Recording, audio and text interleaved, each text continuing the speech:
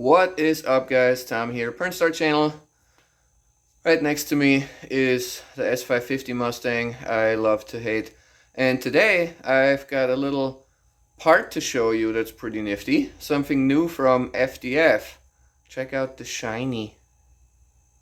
Oh yeah, this is so very shiny. So what the heck is this, or are these, you may wonder? Well, if you've ever worked on the rear suspension of your S550, you'll know that in order for you to have any chance of dialing it in for your camber wear, you'll need the FDF suspension arms. And while you're in there doing that job, you'll notice that Ford has made a peculiar choice by having the factory camber adjustment be done in the form of slotted, elongated holes in the subframe that the upper control arms just basically slide in and out of, which, you know, for street driving, I'm sure it's just ducky. But with the way we use and abuse these delightful vehicles, there are better options, and that is to get rid of that adjustment out of that slot and lock it in place so that your only adjustment comes from your control arms and only when you want it, not because of like wheel-to-wheel contact or other little stress that we put through these, right? So there are products on the market that lock out the camber adjustment on the factory setup of these cars, but they are brackets that bolt around the subframe that have additional fasteners on them, and from what I understand, these FDF lockout washers are going to probably be more financially attractive, I'm guessing. And most importantly, they're easy as pie to install, which is nice. So the way these work is you have that raised area right there. So that fills up the portion of that slot that you're not going to use. And you put one of each on these on either side of the bolt. They're designed so that the OEM fastener still works with them, that they fit exactly into the slot on the subframe. And they're billet stainless, so they're as nice a washer as you can get, really. And they'll get the job done without having to drop the subframe, do anything. You literally remove one bolt, just the cradle bolt for your upper control arm. You slide this in, lock it into the slot, torque the arm down, and then you can, you know, depending on which orientation you install them, either all the way in or all the way out, you just lock your bolt in that location that's most suited to your application, and then you make the fine adjustment through the adjustable arm. So I think that's pretty nifty. And yeah, you know, file this under, it's not much, but it's honest work. I have the privilege of having been part of like throwing some dimensions around to make these happen, and so now I'm super stoked to see them on the car.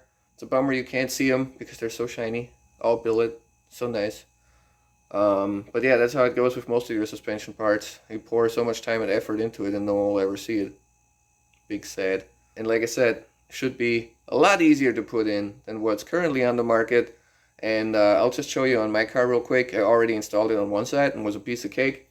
So everything back there is super tight and hard to get to. So the video is going to be crap, but I'm sorry. I'll try my best to show you how these go on the car and how easy it is to install them.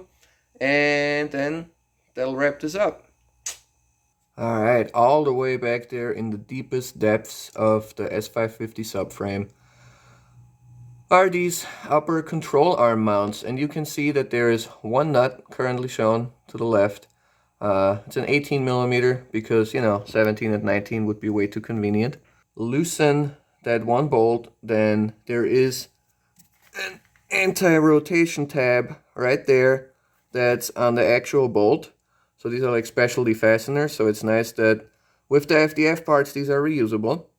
And once you loosen that nut, I'll show you what these do. Okay, given the space limitations back here, it's hard to show anything, but now with the nut removed from that bolt, you can see me wiggling the control arm back and forth.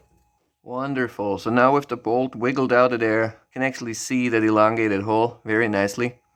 And for pointers, I found it the easiest to remove this specialty bolt with that anti-rotation tab when the rotation tab was facing downwards.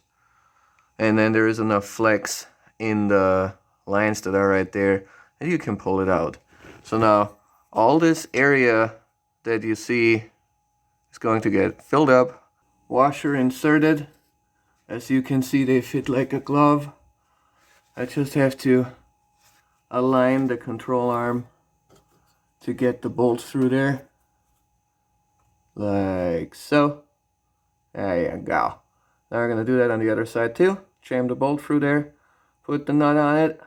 And the camber will stay in there the way you adjusted with your arm. And it won't move under its own will. Beautiful, huh? The bolt with the anti-rotation tab should now be in place, along with the lockout washer underneath. Let's try to take a look at the flip side of this. So similarly, over here, the washer is now in place. You can see that it's engaged in the subframe because it sits nice and flush. And now, you just run that nut back on there. And the camber setting of that arm in the subframe is now essentially permanent. Congratulations. And there she is. OEM fastener, OEM nut, lockouts installed. Didn't even run out of swear words. Wasn't that bad. Passenger side is a piece of cake. I'd say do that first so you know what you're up against.